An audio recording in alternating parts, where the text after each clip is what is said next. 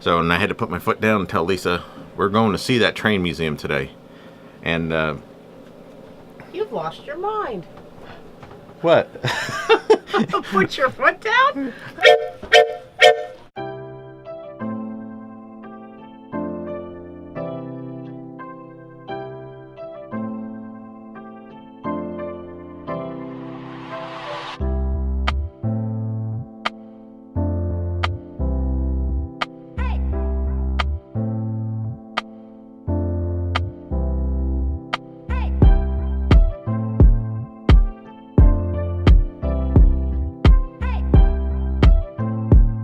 Okay, made it to the butterfly house.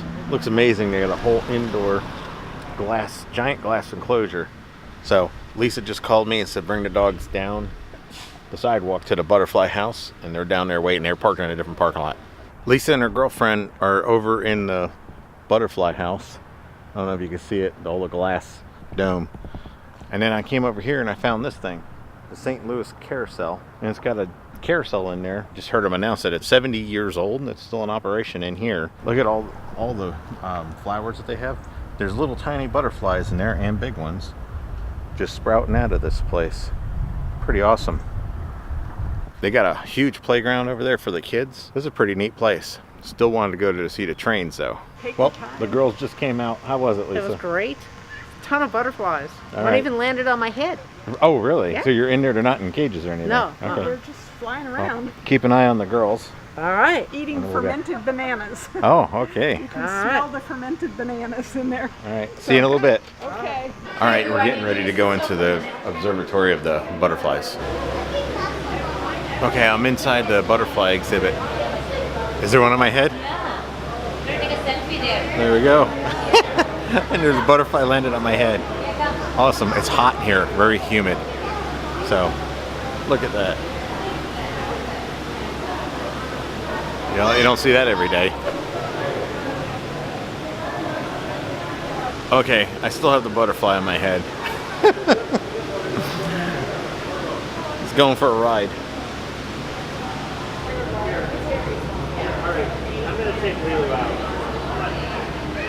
They have plants in here that can move.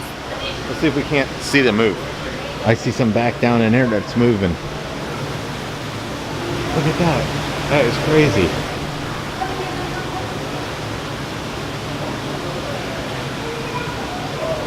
Well, the plants do move. That's just insane. I do have to say that even though I wanted to see the train museum, this place is pretty awesome. I had a butterfly on my head. It's gone now. A little hitchhiker. But they have so many different species of butterfly. And the water down there, they're trying to simulate like an environment for Costa Rica. And it's pretty darn hot in here. Very humid. All right, you guys want to go check out some scorpions? Let's go do it. The scorpion lair. Check this one out. There's the stinger. Look at the size of the claws on that beetle.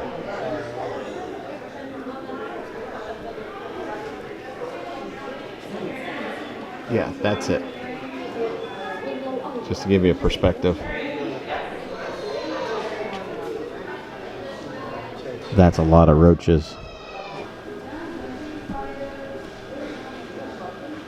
That's just way too many cockroaches. We just left the butterfly museum display thing. It was pretty cool. You had a good time? Oh, yeah. Day 2 in Missouri. Slept good last night. It was great. Dogs are getting ready. Tara still can get some more sleep. Anna's ready. She's up ready to go. So first things first, we're going to go check out where the Missouri River ties into the Mississippi River. So, and I had to put my foot down and tell Lisa, we're going to see that train museum today. And You've lost your mind. what? Put your foot down? We're trying to get out to the peninsula area, and then we came across that. Road closed. So we're gonna try to loop back and get on a different road that's supposed to tie in over there somewhere, and hopefully we can get back there to the park area on the peninsula.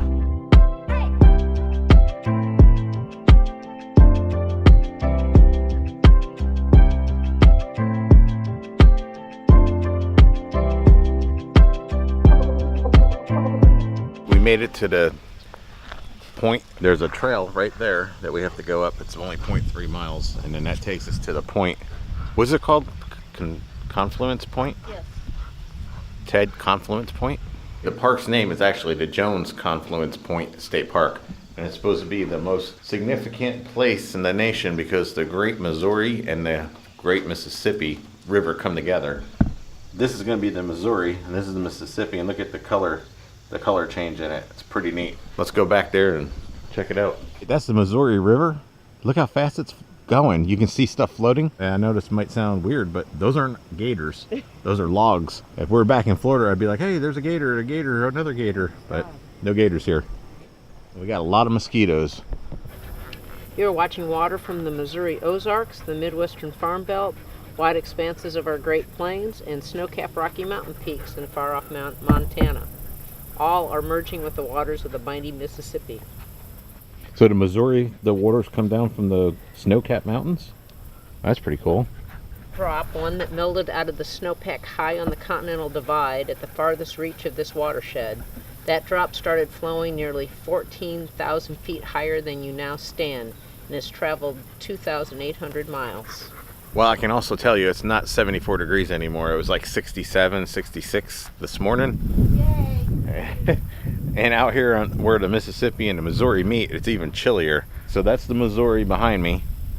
And then that's the Mississippi. And here's where they come together. That's the Mississippi, and that's the Missouri.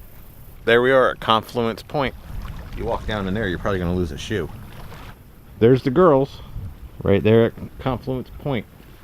That dog's got too much pent-up energy. You got to practice barking less. It's Camp Moore, bark less. Yeah, our friend here in Missouri was telling us about a flood that happened back in the early 90s, and they actually have a marker here. 1993, the flood happened, and top of the pole marks where the water level was. Just to put that pole into perspective, it's way up there in the tree. You can see the girls over there. One more thing, if you come here, which you should, this place is pretty neat, seeing the two rivers come together. Bring bug spray, lots of mosquitoes.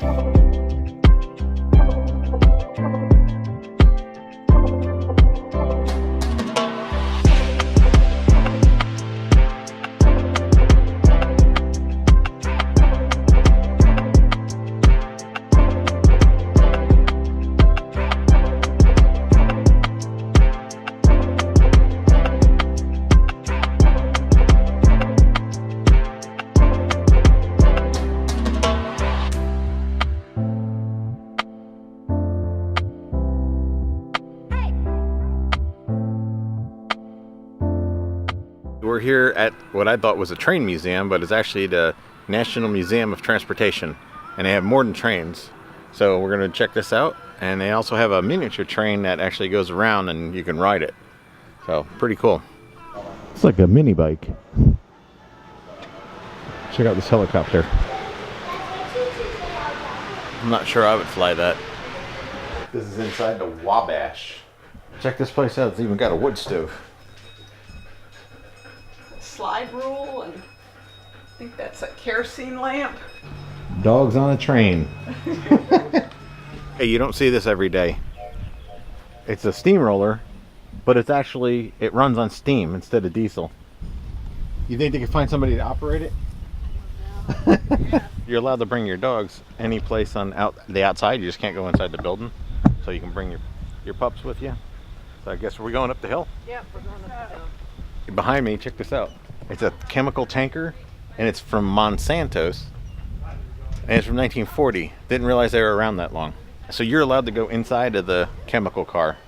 Not sure if that's a good thing or a bad thing. This is inside the Monsanto's chemical cart from 1940. Look at the size of these rivets. I guess that's where stuff gets dropped in here, but they cut holes in the entrance and the exit of it so you can come inside of it. I don't know what they were hauling in here. We're ready to go inside the caboose. Let's go. I guess that's where the dude sat and looked behind him to make sure nobody was coming up on him. I had some beds to sleep in. There's the onboard water tank, just like an RV, huh? Your sink. You have a dinette, just like an RV. They didn't really call it a caboose. It's a conductor's office, safety lookout point, and then it's also the living area where everybody would live. That's why it's got the beds there. Looks like a caboose to me, but all right. Behind me was the last production steam locomotive, and then there's the cart with all the coal on it. It was in operation up until 1963. Pretty crazy. If you do any kind of mechanical work, you know what Timken bearings are. They use Timken bearings in all these axles. That's like a regular locomotive that we're used to seeing, and this is like the racing style or something. Looks pretty aerodynamic. Looks pretty cool. Looks like an Airstream. They even got streetcars here. That one came from Chicago.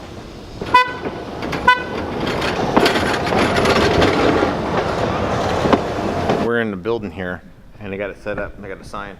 Illinois Terminal Railroad Station. The whole building they brought from, it's a train shed. They brought it here. You know how much work it took to put all this together? They had to bring tracks in and everything. They got the whole body of this thing removed. They've got air compressor, and they got everything's cut apart so you can actually see what it looked like. So, and then here's one of the engines. Look at this. I thought the RV held a lot of oil and the filter was huge. It's nothing. Look at the size of this thing. It's like 2 foot in diameter. Wow, and it's got a drive shaft going up to run the compressor. A camshaft. I can see a crankshaft. Oh, there's pistons hanging up the top of it. Cylinders off. It's pretty wild that they have these covers to take off. If you know why they have covers to remove so you can look inside of the bottom of a crankcase, let me know. And there's the generator. There's the voltage wires. Carries all the current down to run the motors on the bottom. Yeah, but that is awesome. They got the whole cover removed so you can see the guts of it. Okay, check this one out. It looks like a bus, but it's actually a train. That is so cool. Super white power.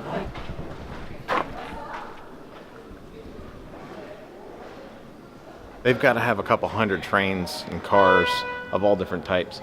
If you're into trains, I highly recommend you come here. This was an awesome museum. There's just so much to see. I only showed you a small portion of what is actually here. It's ridiculous, and you can go through a whole bunch of this. And you can bring your dogs with you. You can't get inside of the building, but some of the train cars you can actually bring your pets with you through it. For now. So, but man, look at them all. And they just keep going all the way down the line.